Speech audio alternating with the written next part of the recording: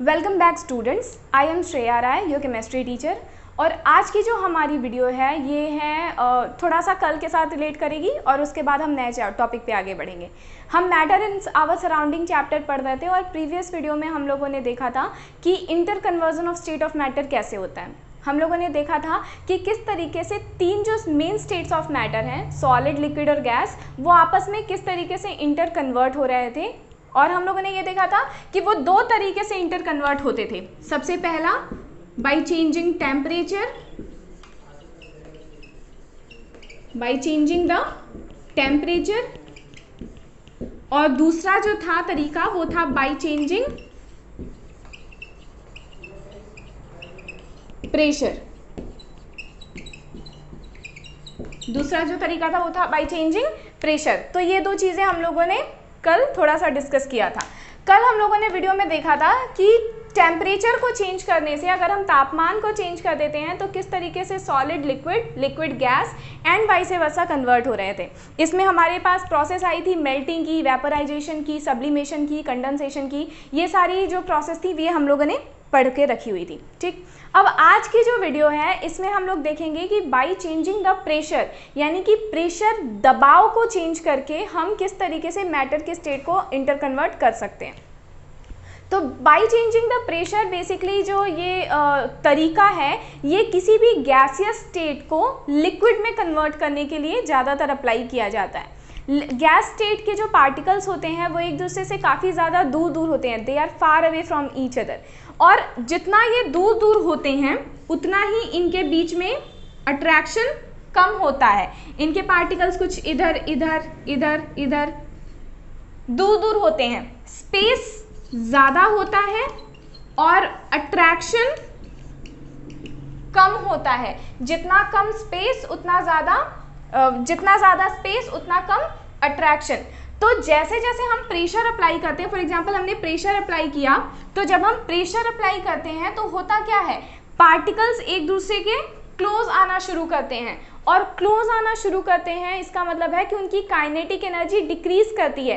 Kinetic energy यानी कि motion कम होता है और वो स्टेबल होते हैं कुछ हद तक, पूरा नहीं, कुछ हद तक वो स्टेबल होते हैं। मोशन चलता रहता है लेकिन इतना नहीं। तो जैसे जैसे हम प्रेशर अप्लाई करते हैं तो होता क्या है कि ये जो पार्टिकल्स दूर दूर हैं ये पार्टिकल्स पास आने लगते हैं एक दूसरे के, और इनकी काइनेटिक एनर्जी कुछ हद तक क्या हो जाती है, कम हो जाती है। ठीक है, तो अब इनमें और इनमें क्या अंतर है, इनके पार्टिकल्स के बीच में in comparison to this one space कम है। स्पेस कम किस में होता है, लिक्विड में। ठीक है, तो यहाँ पे हमने क्या किया, गैस को कन्वर्ट किया किस में, लिक्विड में। गैस को हमने कन्वर्ट किया लिक्विड में। कैसे, बाय अप्लाइंग प्रेशर। तो प्रेशर को अप्लाई करके गैसियस स्टेट ऑफ पार्टिकल को लिक्विड स्टेट में कन्वर्ट किया जा सकता है। ये था हमारा दूसरा तरीका to interchange the state of matter. अब जितने टाइम से आप लोग ये पढ़ रहे हैं कि कैसे कैसे मैटर इंटर कन्वर्ट होते हैं आपस में, उतने टाइम में आप लोगों ने मेरे मुंह से काफ़ी बार टेम्परेचर वर्ड सुना होगा।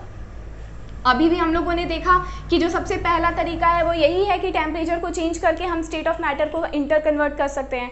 तो व्हाट इज टेम्परेचर, ये भी तो जानना ज़रूरी है कि temperature,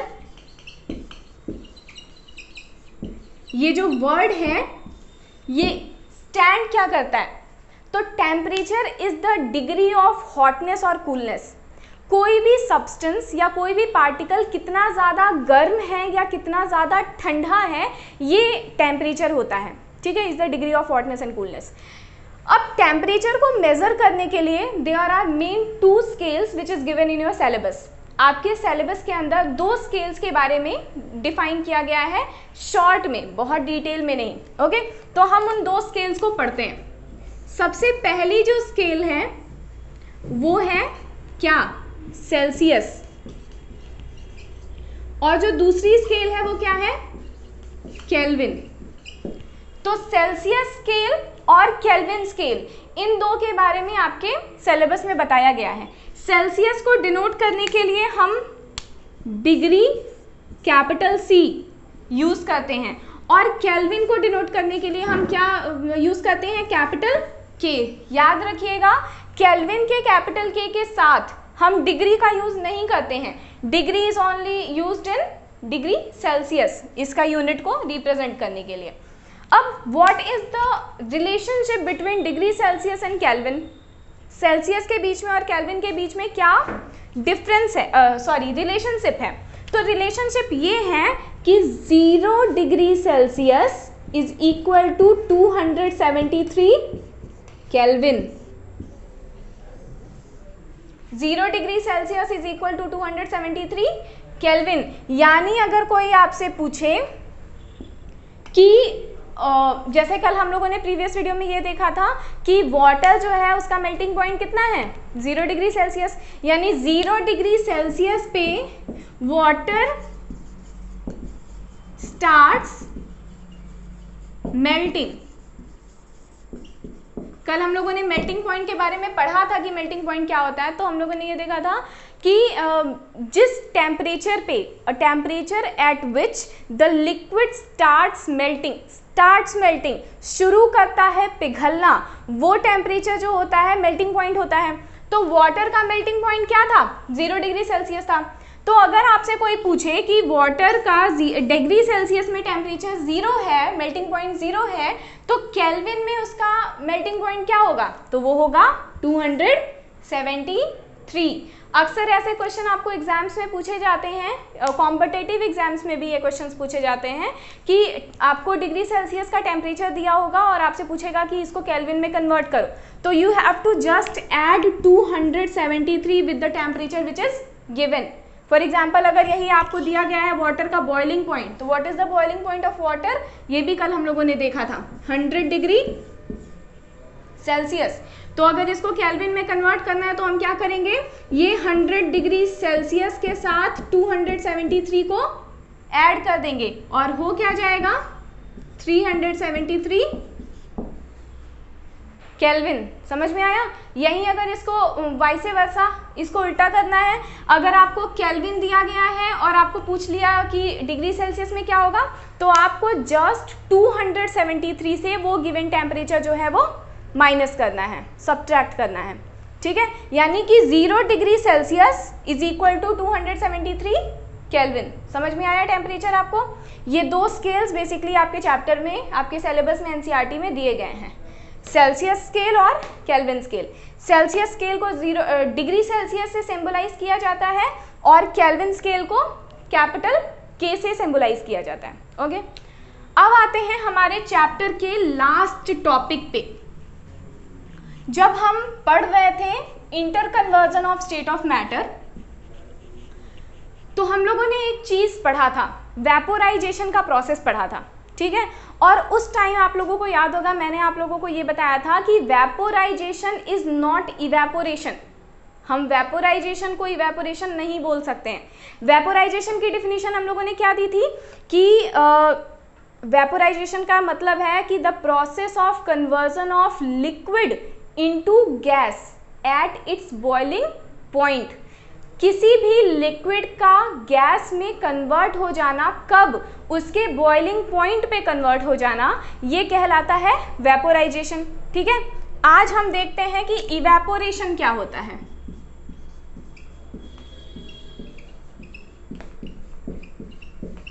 evaporation,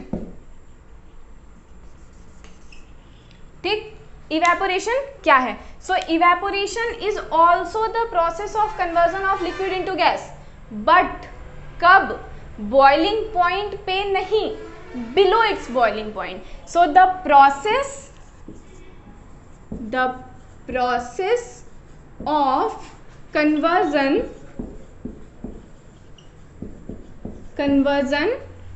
of liquid into gas below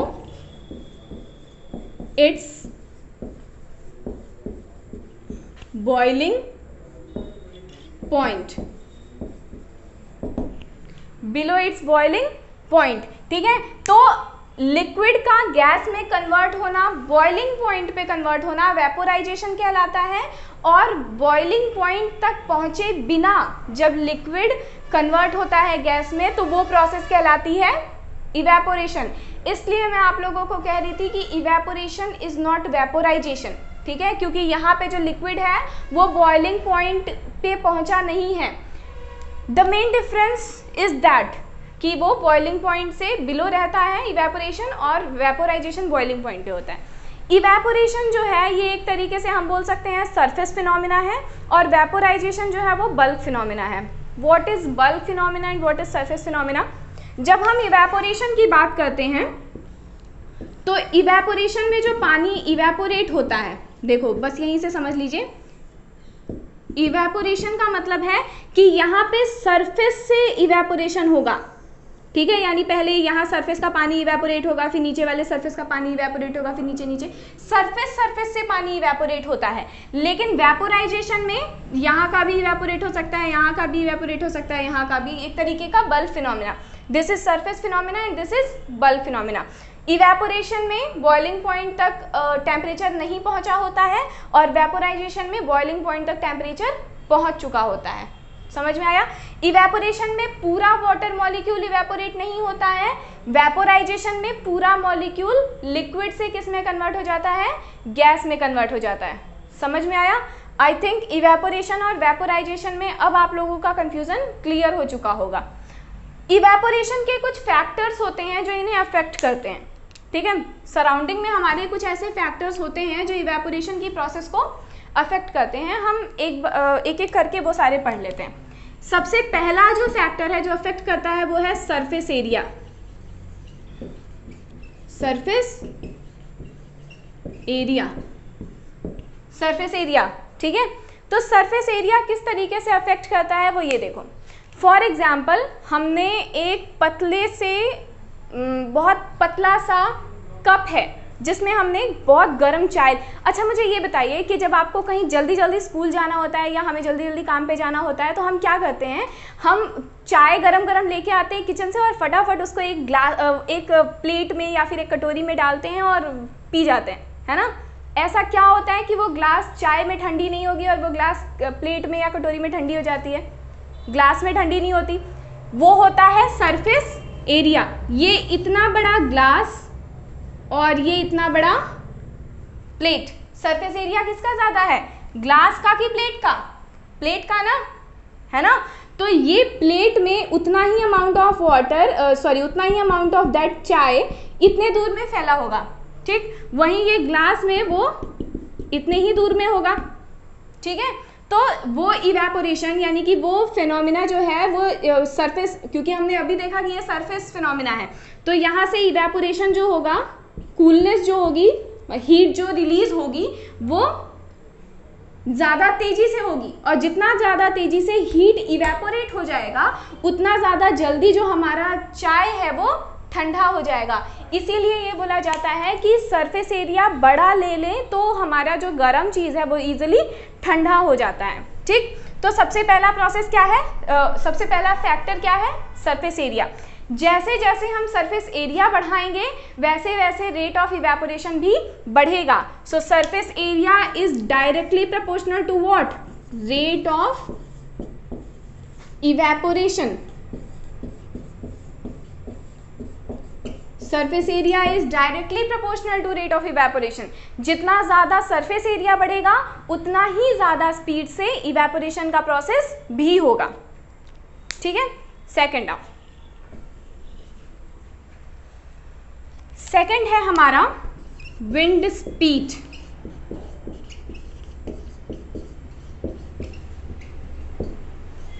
wind speed यानी कि हवा के बहने की गति, ठीक है, यानी कितनी तेजी से हवा चल रही है। अब एक बहुत कॉमन एग्जाम्पल लेते हैं ये समझने के लिए।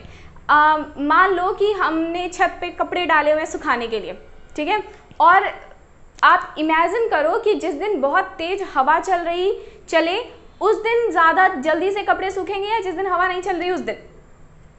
बेसिकली सब लोग यही कहेंगे कि जिस दिन हवा चल रही है, क्योंकि जितना तेजी से, फॉर एग्जांपल ये एक कपड़ा है और इस कपड़े में ये वाटर मॉलिक्यूल्स लगे हुए हैं, गीला कपड़ा है और इस पे ये वाटर मॉलिक्यूल्स लगे हुए हैं। हम जितना तेजी से, फॉर एग्जांपल हमने उससे टेबल फैन से हम हवा दे रहे हैं, ठीक है, ठीक। अब जितना तेजी से यहाँ से हवा जाएगा, जितना तेजी से हवा जाएगा उतना तेजी से क्या होगा, ये विंड जो है वो अपने साथ वाटर मॉलिक्यूल को उड़ा ले जाएगी, वाटर मॉलिक्यूल विंड के साथ चले जाएंगे। और जितना ज़्यादा तेजी से वाटर मॉलिक्यूल्स विंड के साथ चले जाएंगे उतना ज़्यादा तेजी से इवेपोरेशन होगा और उतना ज़्यादा तेजी से हमारे जो कपड़े होंगे वो सूख जाएंगे। So wind speed is also directly proportional to what, rate of evaporation. जितना ज़्यादा विंड स्पीड होगा उतना ज़्यादा तेजी से इवेपोरेशन की प्रोसेस भी होगी। So wind speed is also directly proportional to rate of evaporation. Okay, अब थर्ड देखते हैं। Third one is humidity.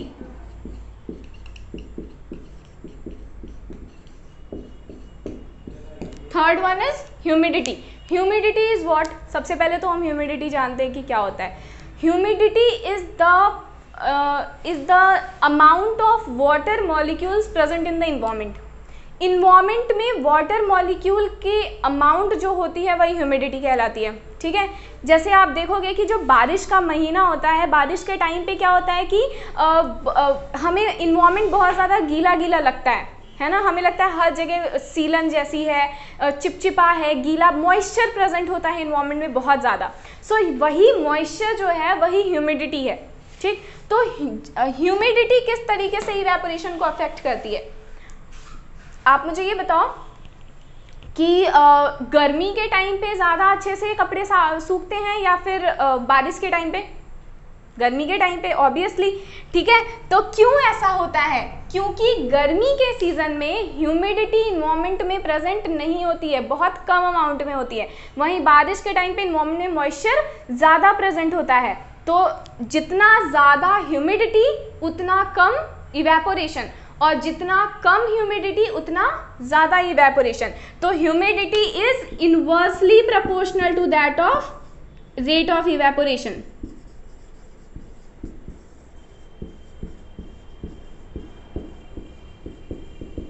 Inversely proportional to that of rate of evaporation. ठीक है, तो हमने देखा सरफेस एरिया, विंड स्पीड और ह्यूमिडिटी। अब fourth and the last one which is temperature.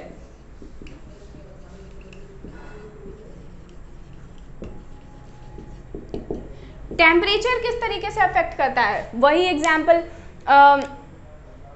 आप बताओ कि ज़्यादा धूप में कपड़े सूखते हैं या ठंडी में जब हम कपड़े डालते हैं तो वो ज़्यादा जल्दी से सूखते हैं? जब धूप होता है तब ना, हम जब गैस को ऑन करते हैं तो हम क्या कर रहे हैं, टेम्परेचर इंक्रीज कर रहे हैं ना, यानी हीट एनर्जी प्रोवाइड कर रहे हैं। और हमने पहले ही देखा है कि हीट एनर्जी इंक्रीज करना मतलब काइनेटिक एनर्जी इंक्रीज करना, यानी पार्टिकल्स का मोशन इंक्रीज करना। और जितना ज़्यादा मोशन इंक्रीज होगा उतना जल्दी, उतना इजीली वाटर कन्वर्ट हो जाएगा किस में, गैस में, और गैस जो होता है वो उड़ जाता है। तो temperature is also directly proportional to rate of evaporation. जितना ज़्यादा टेम्परेचर उतना ही तेजी से क्या, इवेपोरेशन। जितना ज़्यादा सरफेस एरिया बढ़ाएंगे उतना तेजी से इवेपोरेशन होगा, जितना ज़्यादा विंड स्पीड बढ़ाएंगे उतना तेजी से इवेपोरेशन होगा, जितनी ज़्यादा ह्यूमिडिटी होगी उतना कम इवेपोरेशन होगा, और जितना ज़्यादा टेम्परेचर होगा उतना ज़्यादा इवेपोरेशन होगा। So these are the 4 factors which affect the process of evaporation. ये वो 4 फैक्टर्स हैं जो इवेपोरेशन की प्रोसेस को अफेक्ट करते हैं। अब ये जो था ये हमारे चैप्टर का एंड था।